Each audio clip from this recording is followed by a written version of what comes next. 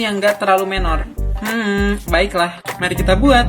Berhubung hari ini bertepatan dengan hari bahagianya Leslar gitu, yang sekarang sudah sah, dan aku yang nonton pun ikut serta bahagia gitu. Dan semoga sakinah mawadah warohmah amin. Tapi waktu tadi akad, aku salfok sama makeupnya Kalesti yang ini nih. Bentar. Nah, kalian bisa lihat tuh kan makeupnya cantik banget, kayak semi bold tapi tetap kelihatan natural dan flawless. Jadi ya udah, kita recreate aja makeupnya Kalesti untuk makeup pengantin kali ini.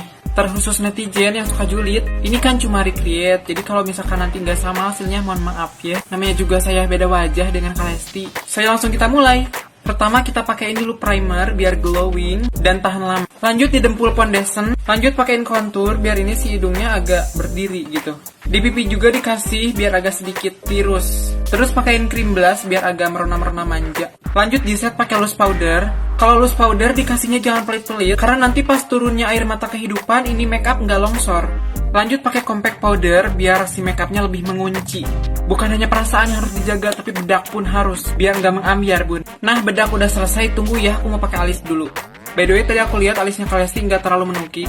Nah, alisnya udah, cetar, suka. Lanjut ke bagian mata, di sini aku pakai eyeshadow yang warnanya coklat paling muda banget buat dasarnya. Terus di ujung matanya dikasih warna coklat yang sedikit gelap, terus dibikin agak naik gitu. Bawah matanya juga dikasih warna coklat muda. Terus di tengah kelopak mata kayak dikasih shimmer gitu sedikit aja.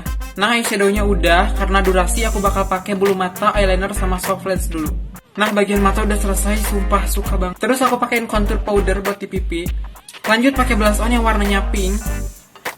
Dikasih di dagu juga sedikit. Lanjut pakai highlighter dikit aja. Jangan lupa kasih black artist. Lanjut pakai lip cream soft gitu warnanya, agak nude ke pink gitu. Nah, kurang lebih kayak gini warna lipstiknya. Lanjut kita terakhir pakai lip gloss. Udah beres, ini hasilnya kayak mengelingi nggak sih, bun? Coba menurut kalian gimana? Jujur ya aku suka banget. Sekarang kita ala-ala transisi dulu. Akang, Neng udah siap.